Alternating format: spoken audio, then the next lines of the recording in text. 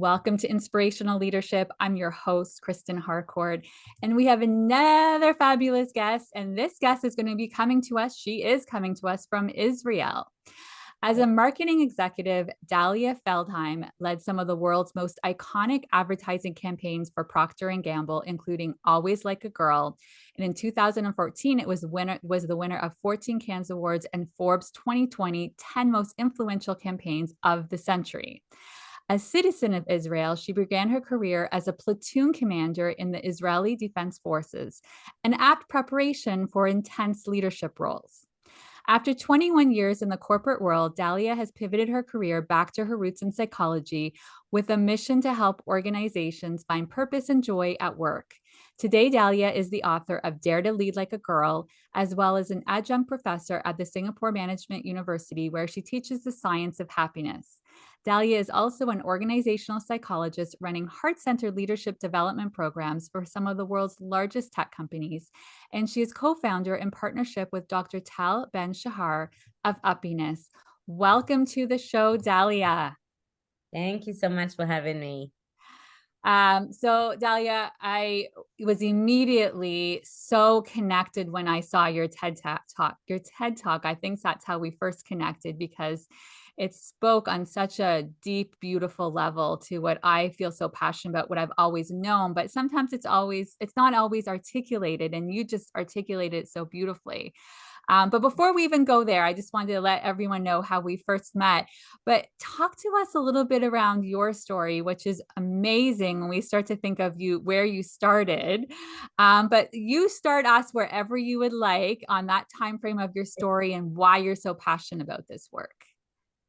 Well, I guess, we all have our pain, and my pain turned into my purpose. But before I go into my pain, I also had a lot of amazing experience. So I'm, yes, originally from Israel, as you mentioned. And back in 98, I started my career with Procter Gamble in Geneva. And I spent 17 years with P&G, and I call those my years of flow. Okay, I was totally, P&G is well known for, people first leadership, and it's all about take care of your people and the business takes care of itself. And I was very lucky in that sense to have leaders that believed in me, sometimes more than I believed in myself, right? And my career just went from strength to strength. 17 years in Geneva, then moved to Moscow, then moved to Singapore. And back in 2015, organizational change led to the fact they wanted me back in Geneva. I was at that time in Singapore, and we decided to part as friends, P&G and I, great friends. And I decided to take a new role in a new company, another Fortune 500 company. And that's when I met the other extreme of a company that, is a great company, okay? And that's what's interesting. You can have a beautiful culture as a company, a great CEO, love the CMO, love the vision. They brought me in as, CMO Asia, in charge of 150 people. It seemed like a dream role. But a few months into the role, I realized I got a new boss, and I realized we couldn't be more different. And that started kind of a saga, if you like, of 3 years working in a toxic environment. So we can talk more about it in a bit, but that toxic environment is what led me to do what I'm doing today, which is actually working with companies to bring more of what I've seen work and less of what I've seen kind of, in the last 3 years. So that's kind of in a nutshell. Yeah, and I think what you and it's amazing. Like P&G is such a wonderful example of what's possible when you really make a people first organization. Yet there are so many workplaces that still don't get this. And I think even some females, as they worked their way up in the organization, didn't feel like they could be who they truly are and show up as their authentic selves. And so talk to us a little bit. I think people describe this in a lot of different ways, but bringing in the feminine and the masculine energy. And because it's not one or the other, there's things that I like to describe it almost as the being and the doing, right? The being has some beautiful characteristics that it's almost like where you're coming from, and then you're still taking action, but you're taking action from a very different place when you're integrating both of those different energies. So talk to us a little bit more around what does that look like? So, I ended up calling the book Dare to Lead Like a Girl. as a homage to that Always Like a Girl campaign that I led for P&G, but really as a provocation. And, it's a provocation for all leaders, women and men. It's even as much for men as it is for women, because there's no such thing as a feminine brain or a masculine brain. We all have within us both masculine and feminine leadership traits. The issue is, and, here I build on work of Raj Sisota, who created the conscious capitalism. He, with Nili Mabat, kind of wrote a book actually that came out almost the same time. And it was interesting, the dynamic they described there. I mean, we have the positive feminine traits. So these are traits that socialization associated them with being feminine. Okay. Things like gathering, right? Things like, the teamwork, the intuition, creativity. Okay, those are considered on those feminine scale. Then we have traits that, again, socialization considered masculine. Things like direction and logic. And those are as important. So a good leader needs to be rotating between those positive feminine and positive masculine traits. The issue is that the world has collapsed into what Raj Sisota and Nili Mabat call the wounded masculine, where it's power over people versus power with people, right? And that's where my kind of book and thesis is all about, kind of shifting the pendulum to, so all leaders, men as well as women, can dare to lead more, from their feminine traits. And we're seeing, I mean, you touched on it. When I left that toxic environment, I actually took a couple of years to study. I did my master's in organizational psychology in INSEAD. I met Dr. Tal Ben Shahar, who became, my mentor. And with him, I studied positive psychology. And it was funny, when I studied positive psychology, I can tell you, literally, I realized that everything I intuitively believed about leadership was grounded in research. Okay. My toxic bully boss used to call me Miss Kumbaya. He found me too positive, too good with my people, etc. And I actually learned that being positive is great for business, except if you're a lawyer, but that's a side note. So anyway, I was studying for these, studying those 2 years. And I was really fascinated that, what happened to me actually in those, in that toxic environment was way too common in the business world. I mean, I was really spoiled in a way, 17 years in P&G. I thought that other company was the extreme, and I actually learned that no, it's way, way too prevalent. In fact, I'll just let you guess, do you know what % of employees experience workplace bullying? Any guesses? It's going to be a lot higher than I want it to be. So 40%. Well, yeah, 50%. So 1 in 2 employees experience work-related bullying. 87% of employees are unengaged in the workplace, believing they work for companies that don't appreciate them as human beings. We're seeing 1 in 4 employees experience acute work-related anxiety. So we're seeing that, our current models of leadership are just not working.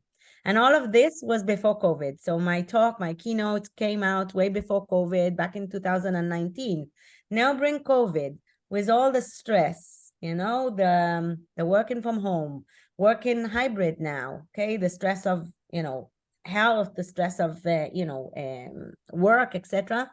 And we're seeing an unprecedented collapse, if you want, a mental health crisis. We're seeing it manifest in the Great Resignation, right? We all know what the Great Resignation, I think, is. We're seeing it in silent resignation, which I find to be much worse. I mean, there's a good element to the silent resignation. I'm just writing an article on it. There's a good element on that, in the sense that the younger generation are saying, hey, boundaries. Work is important for me, but life is as well. And that's great. And I love that, it's really important. But then the other element of the silent resignation is, I'm just going to treat it as a job, and it's all transactional. And that's where I think we're going into a very dark place, because, we're spending so many hours at work. If we're not able to bring our heart and our art and our passion into what we're doing, then really, what a waste of a life in a way. So for me, it's really about kind of realizing this reality. I think my My thesis was important back in 2019, but today it's even critical. A leader that's not investing in the mental health wellness of their employees should ask themselves whether they're leading. And the good news, and that's, I'm a positive psychologist, so there's always a bright side. The bright side is, yes, this is, a crisis. It is costing us. It's actually $7 trillion. I joke and say, sometimes CEOs, when they ask me exactly what I do, I say, I teach happiness. They're like, oh, what flimsy work is that? And I said, dude, it's $7 trillion flimsy, because that's the cost of stress-related disease, absenteeism. So we know we have this crisis. We know it's going straight to the bottom line. But the good news is that we know we can change it. We can teach ourselves and our employees to find resilience and joy. We can help them understand their strengths, link their strengths, their personal purpose to the company purpose. We know we can teach leaders to be more empathetic and more people-centered. So basically, that's what I do. I help companies, bring more purpose and joy to the workplace. And there's never been a more urgent time than today. It's so important, and like you said, and I'm also someone who always sees the glass half full, and always that optimism. But it isn't something. It's something that can be built. It's not that you have this set point and it's just you can't build the muscle. We can all build the muscle, but it's like you said, it's imperative. It has to be a priority. It has to be something where organizations really take a step back and ask themselves, what does that look like? How do we support this kind of transformation? And I think, and I'm curious when you talk about the CEO, because I've heard this too. And I use different words to help them see and understand how important this is and bring in the science and the data, because they're so numbers driven. Yet ultimately, if we can get them to drop down in their heart, we all want this. Like, take the numbers out of it, right? As humans, we all want to be able to connect to ourselves and connect to others. And I find it's creating an environment that's encouraging and helping each individual do that. But I think it also is important that all of those leaders that are on board with this work, they have to go through this work as well, right? They have to understand, what does this look like to be able to make these changes? And you mentioned the glass half full. I would mention, I like to share that positive psychology is not just seeing the glass half full, but realizing there's a whole jug out there, Yes. of resources that we could be filling our own glass, right? And that's really, it's not about being happy all the time. It's about realizing the resources of people. I mean, I call it these resources, I call them in my book, my 5P, okay, coming from marketing. It's easy to remember. I don't like to say I invented the model, because psychologists, philosophers for generations have been talking about the mind-body connection. But yeah, it is important to realize that it is a holistic effort. Sometimes I come to companies and I talk about well-being or happiness, and they're like, oh, we teach yoga. And, I laugh. I say, I'm a yoga teacher, right? I'm a big believer in yoga, but it's not just one element. So we need to maybe not be scoring 100 in each one of those dimensions, but we need to be constantly building, our people resources in these kind of holistic elements. And I'll just share very briefly. I mean, the 5P, and that's what my book and my workshop focus on. So the first is really to understand our purpose. Okay, that's the first P. The purpose is really being able to understand our strengths. And we all know the science on strengths-based leadership, right? Only 30, despite knowing, okay, so those who operate from strengths have 2 times the more likelihood to succeed, okay? Strengths are important. The data came out back in 99, I think it was, right? With Clifton, strengths, etc. And still, today, only 30% of employees say they know their strengths. Right. And only 17% of employees say they use it every day. What a waste of human potential, right? So the first thing, and that's probably my favorite workshop. I do a really robust Find Your Purpose workshop. We do it through peer coaching. We go really deep, looking at our strengths, our life stories, understanding what am I about? What are my passions? And how can I bring it into what I do? Because that's what made a difference for me in P&G very early on. And I can tell you the stories of how later, but very early on, I realized what my purpose was. And I was able to live my purpose every single day. And so it didn't matter how many hours I was working because I was on fire. So this is what leaders don't. I mean, I just finished a workshop for Google. We worked on personal purpose, team purpose, company purpose, and how do you link your personal purpose to your team purpose. And I can tell you the level of energy that comes out when you kind of realize that.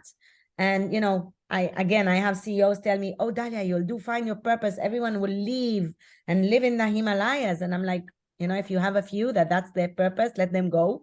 For most of us, it isn't. And I share, there's so many crazy stories where people tell me, oh, I need to leave because this is my purpose, green energy. And I'm like, did you have a discussion with your line manager? She's like, no, I'm a lawyer in Danone. You know, what does this have to do? I need to leave. I'm like, before you leave, do me a favor. Have a chat with your line manager. She calls me the next day, all excited. Dalia, you won't believe it. I shared my new purpose with my line manager, and she told me, she was all excited. She said the leadership team just decided on a huge green energy project, and they were looking for a leader. And that's been 4 years that she's leading this project. So that's you know, that's magic when we manage to connect personal purpose to team purpose to company purpose. So that's the first P. Okay. And that's my first workshop that I do with companies.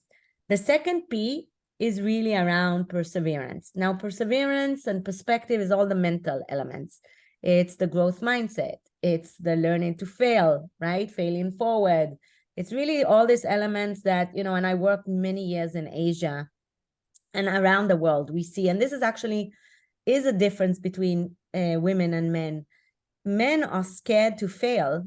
You know, they don't like to seem weak, so they don't ask for advice. I mean, it's also proven that women ask for advice more often, so it seems like they're less decisive, but they are more, you know, convergent in terms of their thinking. So this is about encouraging all employees to realize the importance of asking for help, the importance of having a growth mindset. You know, feedback is an opportunity for growth.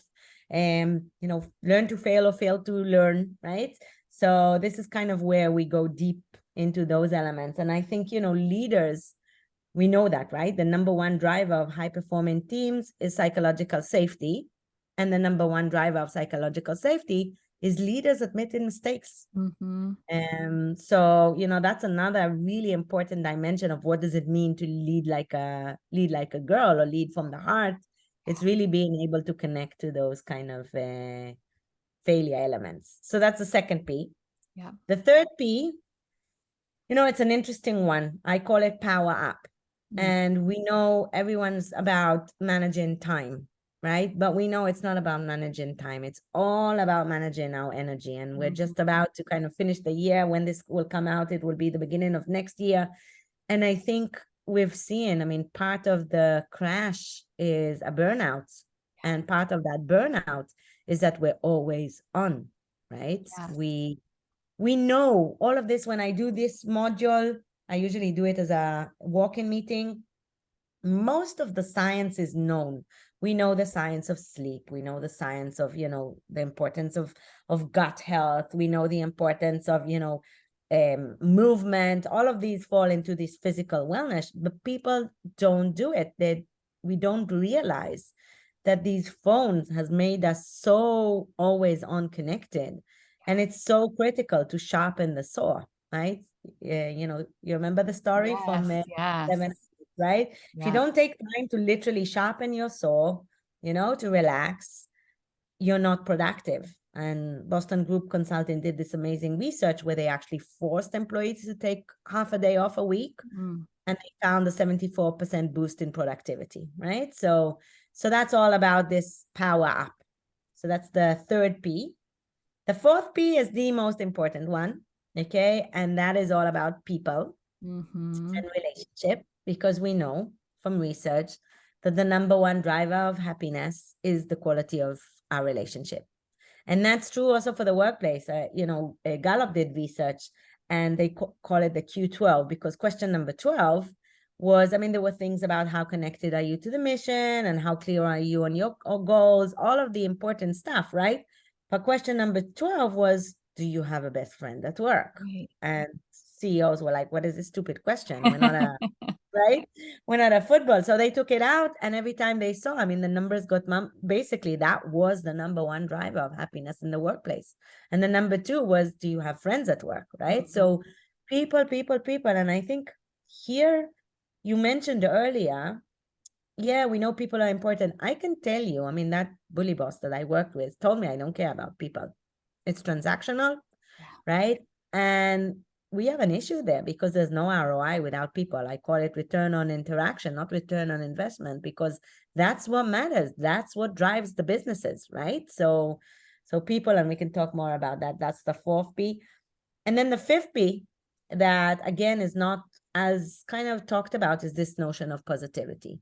This notion, I call it positivity, but as mentioned, it's not being happy all the time. It's really about, I call it emotional bravery, being tuned to our emotions, but also bringing them into the workplace. So important, right? Because if we're not, either we become sick because we're, suppressing our emotions, or we become, toxic ourselves, right? With passive aggressiveness. It will come out at some stage. So knowing to identify your emotion, talk about your emotions in a way that is conducive to our relationship, that builds a relationship, is really, really important. So that's kind of my personal research is me search, right? But also what I've seen with companies, and all those 5 Ps can be taught. So I'm actually quite optimistic in the way that if we properly invest in wellness at work training, and it's a year-long program, and yes, it takes resources, but the level of energy that you get as a result, and that results in productivity and all the other good stuff, because everything changes when our brain is in a positive mindset. So that's what I'm passionate about, as you can see. Yeah. And I think that what people start to realize is all of these limiting beliefs that kind of have also been holding them back. So, for example, even the last one, we start to think about feelings and permission to feel. There's so many people where they never got, no one pulled them aside in school and said, this is what it looks like to be with your feelings and process your feelings and share your feelings. And there was a lot of conditioning, especially for men, but women as well, around that is weak to do that. So they learn for many years. And so now to be able to, it's building a new muscle. I love so many of the things that you talked there. I think the well-being piece as well. There's, yes, the organization, and then sometimes it's around asking for things when it comes to boundaries and making sure you have more resources. Yet, I talk about this one a lot. I really feel like it's multifaceted, and it goes both ways, because yes, sometimes it's the organization and they need to be doing things to make sure there's more resources, and that they're being realistic with demands and how much they're expecting from their people. But I've seen many times where it's not the organization that's putting those expectations on the individual. It's the individual that's putting that pressure on themselves and that's where it gets so interesting. And all of the work I get to do with leaders on the coaching side, it's them recognizing some patterns that are working against them, where they're finding their worth from productivity. And so to slow down, I can even say to this day, my husband will sometimes see me sitting there for like an hour and a half. He's like, what are you doing? Like, I'm sitting here. I don't need to do anything. I'm just being in stillness.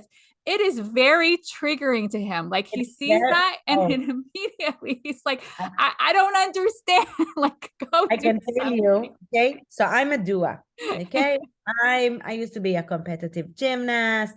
I was always on the go. I'm also hyperactive. I just discovered. I always say, and everyone's like, what is the surprise in that, right? I was very focused because I did so much gymnastics. I was also very studious, etc. But I was always a doer. And it's only when I decided to pivot my career that I said, oh my God, I'm just on a constant buzz. I'm not able to think properly. And yet when I reflect back, all my best ideas, okay, I can track them down. I remember in Russia, feeding my daughter at 4 a.m., right? When you're just sitting there kind of, in this 4 a.m., half asleep, coming up with the idea, we called it at the time, Be the Star You Are, that later led to work we did in India, that later led to the Always Like a Girl. But this whole our brains do not operate in an always on environment. We need to have that downtime. We need to be able to say, nature, just go out. You're looking for productivity. That's how you gain productivity. You don't gain it by constantly, hatching that old saw without taking the time. So I think these are elements that are so important. And yeah, I do agree. Often it's us. And, even during the COVID and even when we're working from home, what's limiting us now, right? We can, take a call while walking. I'm a huge fan of walking meetings, right? If I don't need an Excel for a meeting, I'm just like, if it's a get to know meeting or how we doing meeting, I just do it, while walking in nature. And it's just, my mind is completely more focused. Everything works so much better. So it's these little things. I mean, all of it, I love that how theoretically simple it all is.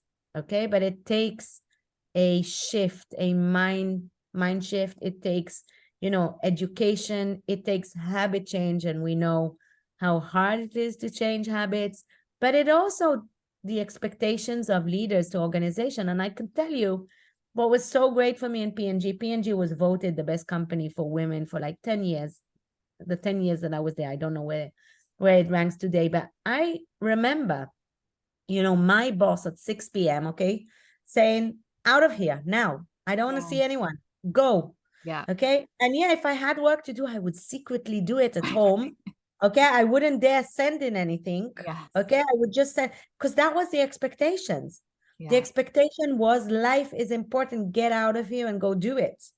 And I think about it today with the that we constantly have. And I think, for me as a young leader and an achiever, right? And always on myself, having that kind of push was amazing. And then later on, when I became a senior leader, I would do expectation alignment with my manager, and I would say, hey, I'm a little bit of a workaholic, so help me, right?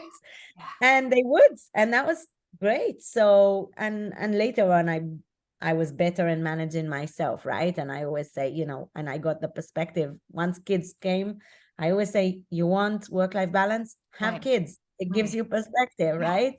So important. And I think what you said there was really important. It's simple, but it's not necessarily easy, right? It's like, this is what it looks like. I'm also a doer, but just to put it out there, my default is to be a doer. Yet once I started to build this muscle and I saw, oh my gosh, I didn't realize how much I was missing this. And then also sometimes people are also keeping themselves busy because when they slow down, then all of a sudden they have to reflect on things. They have to ask themselves questions. They have to be accountable to themselves. And they're uncomfortable with doing that. So sometimes the busyness can be a protective layer, just like we have different forms of numbing, right? Numbing's not just shopping, therapy, or drinking, or whatever it may be. Sometimes it's working, right? Because but I think it's recognizing why it's so valuable to do this. And I love what you were talking about with P&G there, because I think it goes to how important it is that you can't just say, oh no, we really believe in work-life integration in our company. Your behaviors and the modeling really has to support that that's true. And guess what? When it is, it does. Like then, and I've had this even when I've worked with leaders and they say, no, I'm really cool. Like I want my team to unplug in the evenings and unplug on vacation. And then I'll say, well, I know that you believe that, and I know that's your intention, but every single time you keep going on vacation and emailing them throughout your vacation and emailing them the evenings, you're giving very mixed messages. I remember the CEO for P&G, okay, John Pepper. He actually wrote a record in the book. I reached out to him. He was so touched. But I remember as a very young associate brand manager, okay, 6 months in the company, it was just before Christmas. He emailed us all. He said, I'm going on holiday. Okay. I'm not going to take any technology with me. I'm only taking my books and I won't be reachable, but I have an amazing team that I trust to, solve any challenges. And I wish you all. And then at the bottom, he said, and if the CEO can do it, so can you. Go sharpen your saw. And that's stuck in my brain so much. You know, if the CEO can, right, so can you. And even more, if you're a leader, you have such a responsibility. Okay, such a responsibility in role modeling that behavior.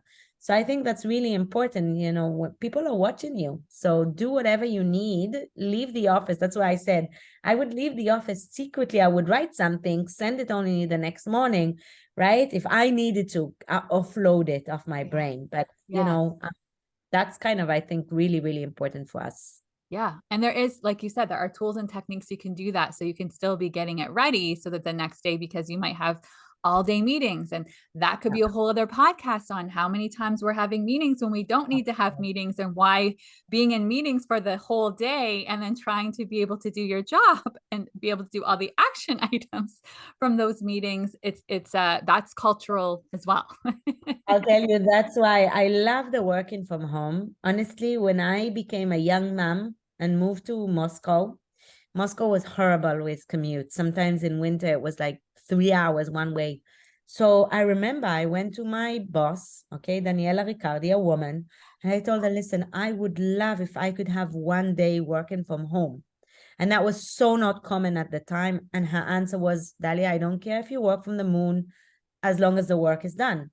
And she said, well, I actually would love if you would, test it for us and write about your experience. Right. And I wrote a whole art. And I remember I was so grateful that those days were the most productive I ever had. Why?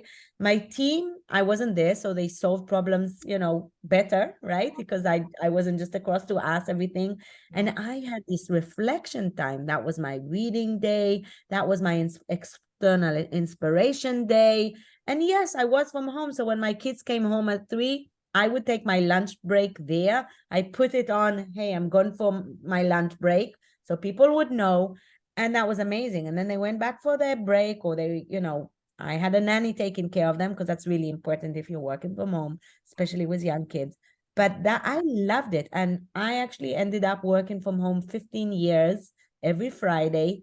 And that was my number one coping strategy as a working parent. So I'm super happy about this trend coming back, but it's so important that we use it, smartly.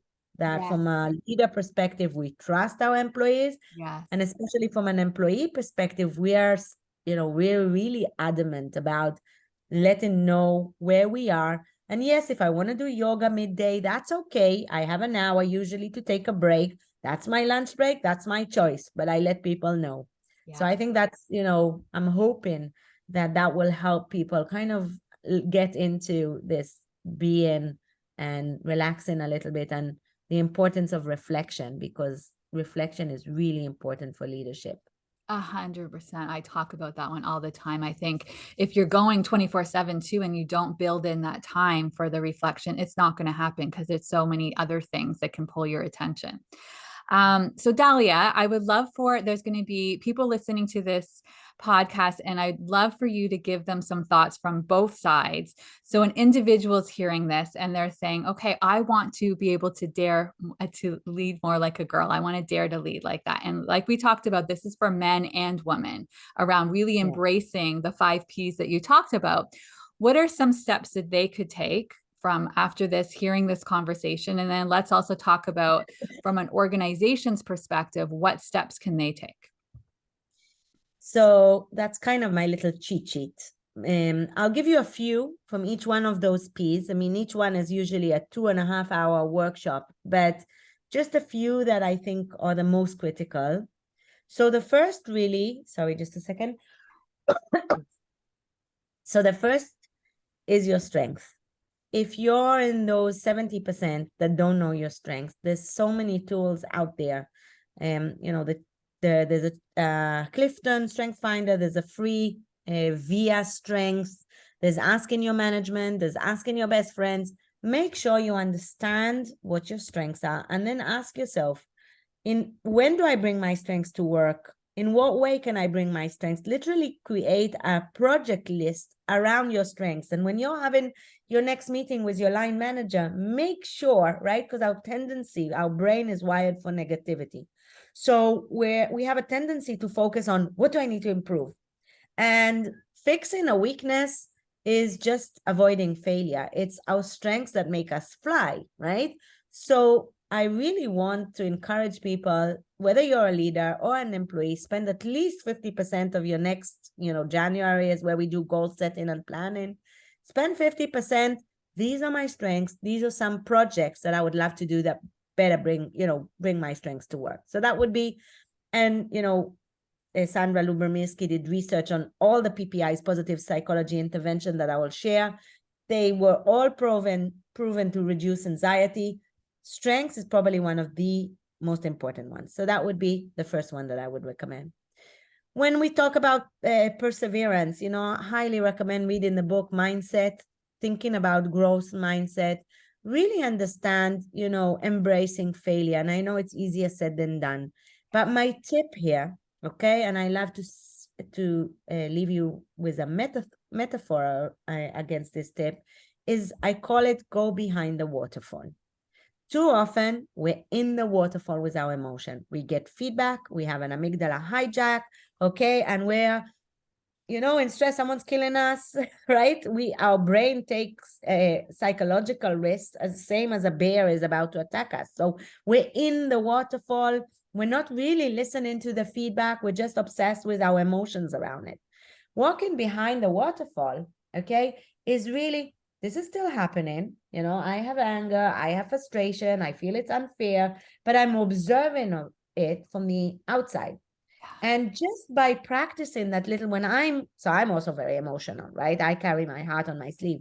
And when I feel I'm taking things personally, I'm like, ooh, go behind the waterfall. Try and listen to what's being said and not the how. Remember, and perspective is all about that. The whole 3E theory, okay, of, cognitive behavioral therapy. 3E says there's an event and there's an emotion, okay? We think we're reacting emotionally to the event. In reality, there's something in the middle called evaluation. That's the middle E. We're not reacting to the event. We are reacting to our evaluation of that event.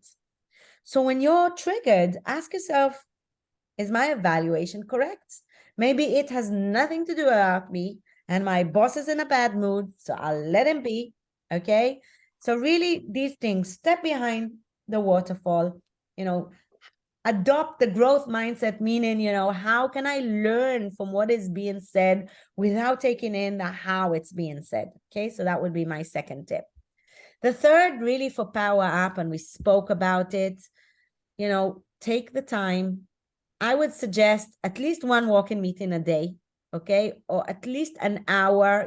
We know sitting is the new smoking. There's so much research about it. Take an hour to do something different. And if you could do it while, the day and then do sports later, that's even better. So make sure you really focus on energy. The issue is not stress. Stress is actually really good for us. And I keep on telling my kids before exams, stress makes you focus, improves your cognition. It's amazing, stress. I remember before speaking on TED, I was all shaking. And then I went on and I was like sharp and focused. I was shocked how focused I was, right? So stress is good for us. Remember that. The issue is the lack of recovery, this always on element. Yes. So make sure you stop that always on, you recover, you listen to your body, you sleep 8 hours, you do your sports. That's the secret to productivity, okay? Beautiful. So that's kind of the tip on the third. The fourth, people, okay? And this is so critical. Make a list of the 5 people at work that lift your mood, okay? Make sure you connect with them, okay, without an agenda, at least once a week. Take them out to coffee, right? Get to know them. In general, connect with everyone on your team without an agenda. It's called the building the emotional bank account, right? Where you get to know the people around you as human being. It is so amazing. We are human being. We need these relationships. So spend time on that. That would be kind of my fourth. And of course, the important people in your life, right? Because no one on their deathbed said, oh, I'm sorry, I didn't spend more time in the office. So really, it's make a date. a date. I do a date with my husband. I do a date with each one of my kids for one-on-one time. And of course, we have dates with parents, dates. So make yourself, if you're a task-oriented person, like we all have become, put it in your schedule. Okay, these 5 important peoples on my life and when I'm going to spend time with them, etc. So that's the people. And then on the positivity, and this is all the emotional kind of element, we talked about the going behind the waterfall. That's also about emotional regulation. But one that I'm really passionate about, and emotional regulation is about giving ourselves the permission to be human. Okay, so if you're in a bad mood, take some space. Say, I'm sorry you triggered me. Can we continue tomorrow? And then make sure you step back. I call it center. Okay, so claim your emotion. Oh, I have this emotion. Okay, that means you're triggered. It's good. Understand why you're triggered. It means it's important for you. The N stands for name the emotion. We all know our amygdala and our frontal cortex operate as a seesaw. When one is aroused, the other one is depressed. Naming actually forces the frontal cortex to be active, relaxing, the amygdala where our emotions are stored. And we know it as parents, right? When we say to our kids, oh, I understand you're frustrated, suddenly the kids is like, oh, I'm frustrated, calms down. So in that sense, name your emotion, tame your emotion. That's kind of taking the poison out. That's going behind the waterfall. Okay. Reframe, understand, put yourself in the other's shoes. What is going on here? Okay. What is what is being said is right. Okay. And only then act versus react. So that's kind of the element. And when we choose to kind of deal with our emotions, I mean, there's this whole theory of upward spiral of positivity. Okay. So if we're in a downward spiral, accepting our emotions are key. Okay. Sometimes the only way out is through. So sitting through them. But then how can we insert more positive emotion? And it's not forced. It's not, this toxic positivity. It's really asking myself, in this madness and sadness, what am I grateful for? What is still working in my life? Hope, what, will it matter in a year? How can I deal with it? And I'll just share 2 notions. One is gratitude. So you remember I shared research from Sonia talks about strength. The other really important one is the notion of gratitude. I have on the mirror, and this is a tip I got years ago, and I recommend everyone on my team. Everyone I speak to, I have a little sticker that just says gratitude on the mirror. Yeah. You're supposed to spend 3 minutes brushing your teeth. Yeah. That's the time I spend thinking about, what am I grateful? What worked yesterday? Right? And then I actually share that gratitude. Who am I grateful for? Let me share a SMS saying thank you. So my morning starts with someone getting, oh, thank you so much for doing that yesterday. Right? Just think about, your day starting with the blast and their day starting with the blast. And, it creates such an amazing feeling. So that's the gratitude is one. And the second, and I'll leave us with that, is a notion that we all have pain. Surprise. We all have fears. Okay. The beautiful notion is post-traumatic growth. Everyone heard of post-traumatic stress disorder? When I worked 3 years with a bully boss, I had post-traumatic stress disorder. Yeah. It took me a year to realize that. Okay. And I decided to study it. And I spent a lot of time with myself. And I came across this concept of post-traumatic growth. How do you grow? It's not about resilience. It's not about coming back to where you are before, but actually you can grow from your darkest moments. Yeah. And that's what I chose to do, to turn my pain into purpose, right? And to come back into companies and work with them on understanding what creates pain in the organization and how can we bring about more of that purpose, optimism, joy. So those were just a few of my tips. Amazing, amazing. And so helpful, everything that you shared there, Dalia. And as we start to leave and end today's session, if you were going to leave some words of advice for an organization, what would be those words of advice that you would like to leave for them? Yeah, invest in well-being in all aspects. Don't outsource soul. I think that's a really important one. I hear too many CEOs say, oh, I'm not good with people. That's why I have an HR manager. We know that people want their managers to care for them, not someone in HR. Okay, so don't outsource soul, meaning you need to teach each of your employees, to be a good people manager. And I want to finish with this because it's really fascinating for me, because I reflect back in P&G. What, I didn't have assholes in P&G? Yeah, there were, but the culture was so. And then I realized we have a talent review like any other company, but in the talent review, you would get 2 scores, one on building the business, okay, meeting your OKR, KPIs, etc., and one on building the organization. How good are you as a coach, and that score you receive from your people, because the only person that can determine if you're a good leader is your people. Okay. And if you weren't top rated in both elements, you would not get promoted. Yeah. It's as simple as that. Yes. And that's kind of what I'm saying. It's so simple. Organization, put it as a priority to the companies, because this is your ROI. There is no ROI without people. Love, that's a perfect place to end. I talk all the time about, even for someone's values, having it so that they're bonus at the end, to also make sure not just around business outcomes, but you're living and breathing the values, which is exactly what you're saying by getting the feedback. Thank you so much, Dalia. So much wisdom. Where can people learn more about you, and what do you have going on for you as you go into 2023? What's on your plate? So I just launched the book in June. It's been really exciting. So I'm actually getting a lot of CEOs. I mean, it's crazy. I'm getting a lot of women call me, a lot of men. I got a guy call me to say, hey, I watched your TED Talk. I read your book. I realized I'm an asshole. What do I do? So, and a lot of them are actually buying the book as a Women's Day, as Christmas gift. So I love it. I think I put my heart and soul into the book.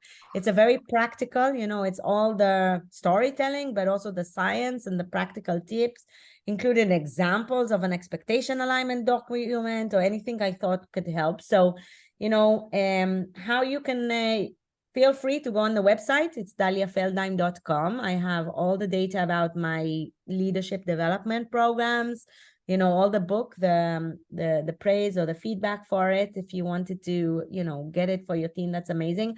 I am coming to the US. For those that are New York based, I'm doing book signing in Barnes and Nobles on the 24th of January. Super excited about that. And then I'm coming again for Women's Day.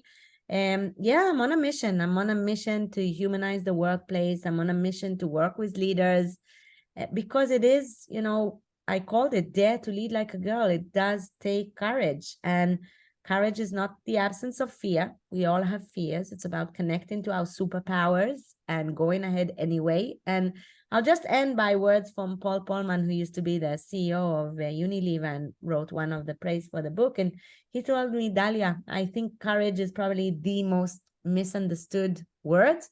People think that it's about making decisions that others don't make.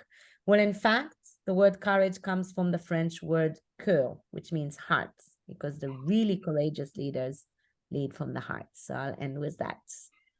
So beautiful. And for everyone listening, you can see why I love Dalia so much, because we speak the same language. We're both all about humanizing the workplace, which is why this podcast is about humanizing work. And please check out, I will have in the show notes everything I highly recommend. I have read the book. I will have a link to the TED Talk as well. And anyone else who wants to get in touch with me as well, I'm passionate about this work too. So helping leaders to do this transformation from the inside out. Thank you so much for being here, Dalia. Thank you. Let us all have an amazing 2023. Absolutely. And for wherever you are in the world, we are saying good morning, good afternoon, good evening, sending tons of love. Bye-bye.